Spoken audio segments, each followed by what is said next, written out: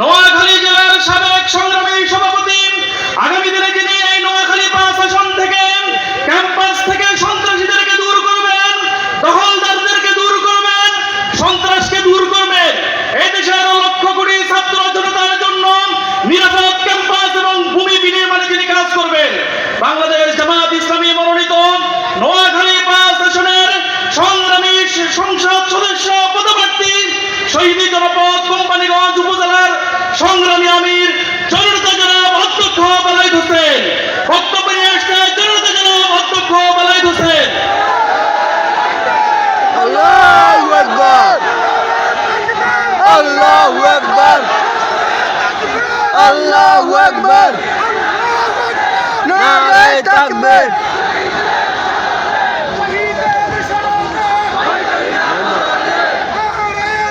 ইন্নাল হামদুলিল্লাহ ওয়াসসালাতু ওয়াসসালামু আলা রাসূলিল্লাহ। 2014 সালের 14ই ডিসেম্বর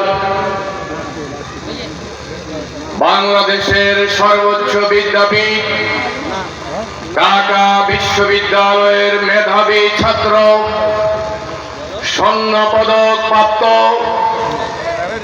বুদ্ধিজীবী সাংবাদিক শহীদ আব্দুল কাদের মোল্লার ফাঁসি রায়ের প্রতিবাদে এই জনপদ থেকে ইসলামী ছাত্র শিবির প্রতিবাদ বিক্ষোভ সূচনা করেছিল। সেই প্রতিবাদ বিক্ষোভে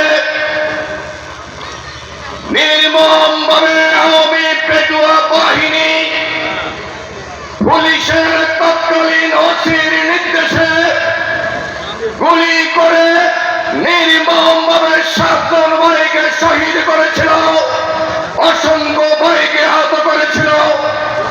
আজকে শহীদ স্মরণে আজকের এই 7 জন শহীদের এই শাহাদাত বার্ষিকীর ঐতিহাসিক আলোচনার সভা এবং দোয়ার মাহফিলে উপস্থিত শহীদি কাফেলা বাংলাদেশ ইসলামী ছাত্র শিবিরের সংগ্রামী সেক্রেটারি জেনারেল, লক্ষ লক্ষ জনতার নয়নের মণি, মেধাবী ছাত্র নেতা জনাব নুর ইসলাম সাদ্দাম, কেন্দ্রীয় কার্যকরী পরিষদের এই অঞ্চলের সাবেক সদস্যবৃন্দ, বর্তমান কার্যকরী পরিষদের বর্তমান সম্পাদক সহ কার্যকরী পরিষদের সদস্যবৃন্দ, আজকের এই আলোচনার সভা এবং দোয়ার মাহফিলে বিশেষ মেহমান হিসেবে উপস্থিত রয়েছেন 40 লক্ষ তৌহিদি জনতা, আমাদের সিপাহসালার জনাব ঈসা খন্দকার সাহেব, যিনি নোয়াখালী 4 আসন থেকে আগামী দিনে জাতীয় সংসদে জনগণের প্রতিনিধিত্ব করবেন, সংগ্রামী জেলা আমির জনাব ঈসা খন্দকার সহ সম্মানিত নেতৃবৃন্দ, প্রিন্ট এবং ইলেকট্রনিক মিডিয়ার সম্মানিত সাংবাদিকবৃন্দ, শহীদের সম্মানিত সাথীরা, এই পশুরহাট বাজারের সম্মানিত ব্যবসায়ীবৃন্দ, আসসালামু আলাইকুম ওয়া রাহমাতুল্লাহি ওয়া বারাকাতুহু। 14ই ডিসেম্বর অন্যায় রায়ের প্রতিবাদ করতে গিয়ে নির্মমভাবে আমাদের ভাইদেরকে পুলিশ এবং আওয়ামী পেটুয়া বাহিনী নির্মমভাবে গুলি করে খুন করেছিল। সেদিন শহীদের লাশের পাশে আমরা যেতে পারি নাই। সেই দিন কোম্পানিগঞ্জে এক ভীতিকর পরিস্থিতি সৃষ্টি করা হয়েছিল। ওসির নেতৃত্বে কোম্পানিগঞ্জ মডেল স্কুল কেদি সরাসরি কেরোসিন ঢেলে ওই স্কুলের গায়ে সেদিন আগুন ধরিয়ে দেওয়া হয়েছিল। সেদিন আমাদের আহত যোদ্ধাদেরকে আমরা হাসপাতালে নিতে পারি নাই। সেদিন কোম্পানিগঞ্জের অলিতে গলিতে পুলিশ সন্ত্রাসীদের নেতৃত্বে আমাদের নেতা কর্মীদেরকে বাড়ি ঘরে থাকতে দেওয়া হয় নাই। সেদিন কোম্পানিগঞ্জে এক ভীতিকর অবস্থার সৃষ্টি হয়েছিল। এক বুতুড়ে করেছিল কোম্পানিগঞ্জ। কি অপরাধ করেছিলাম আমরা? আমরা আব্দুল কাদের মোল্লা অন্যায় রায়ের প্রতিবাদ করেছি।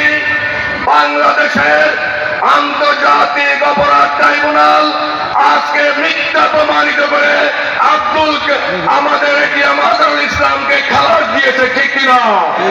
এর দ্বারা প্রমাণিত হয়েছে তৎকালীন আইসিটি আন্তর্জাতিক যে আমাদের ভাইদের বিরুদ্ধে ফাঁসির রায় দিয়েছে, এটা মিথ্যা প্রমাণিত হয়েছে, ঠিক কিনা?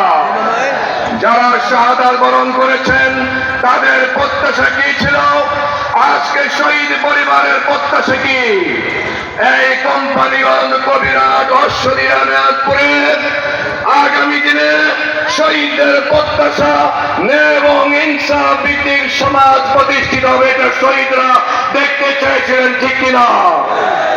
আগামী দিনে লক্ষ লক্ষ বেকার যুবকের কর্মসংস্থান পকেটায় চলেছিল আমাদের শহীদরা। কোম্পানিগঞ্জে আজকে যে উন্নয়ন বঞ্চিত এলাকা, এই কোম্পানিগঞ্জের সন্ত্রাস চাঁদাবাজ মুক্ত ন্যায় এবং ইনসাফ ভিত্তিক সমাজ প্রতিষ্ঠার স্বপ্নে বিভোর ছিল আমাদের শহীদ ভাইয়েরা, ঠিক কিনা? আজকে আমরা শহীদের সাথীরা যারা বিগত 17 বছর শহীদ হয়েছি, জেল জুলুম খেলেছি, চোখ হারিয়েছি, পা হারিয়েছি, কিন্তু অন্যায়ের কাছে আমরা বোস করি নাই। আগামী দিনে ন্যায় এবং ইনসাফ প্রতিষ্ঠার জন্য আমাদের শহীদরা যেভাবে বুক পেতে দিয়েছিল, বুলেট সামনে ছিল, পিছনে ছিল না। আগামী দিনে একটি সুষ্ঠু, অবাধ ও গ্রহণযোগ্য নির্বাচনের জন্য প্রশাসন আজকে শতভাগ নিরপেক্ষ ভূমিকা পালনের আমরা আহ্বান জানাচ্ছি। কোন রকম ষড়যন্ত্র, চক্রান্ত, টাকার খেলা দিয়ে এই শহীদি জনপদে ন্যায় এবং ইনসাফ ভিত্তিক সমাজ প্রতিষ্ঠার এই আন্দোলনকে কেউ ব্যাহত করতে পারবে না। সবাইকে শহীদ পরিবারের দিকে তাকিয়ে শহীদদের স্বপ্ন বাস্তবায়নের জন্য আগামী দিনে রাজপথে এগিয়ে আসার উদাত্ত আহ্বান জানিয়ে আজকের মেহমান বৃন্দকে ধন্যবাদ জানিয়ে ছাত্র জনতা যারা অনেক কষ্ট করে স্বল্প সময়ের ব্যবধানে এখানে এসেছেন, আপনাদের পর্যাপ্ত ব্যবস্থা আমরা করতে পারি নাই, সবার প্রতি কৃতজ্ঞতা জানিয়ে আমার বক্তব্য শেষ করছি। আল্লাহ হাফেজ। বাংলাদেশ জিন্দাবাদ। বাংলাদেশ ইসলামী ছাত্র শিবির জিন্দাবাদ। আসসালামু আলাইকুম রহমতুল্লাহ।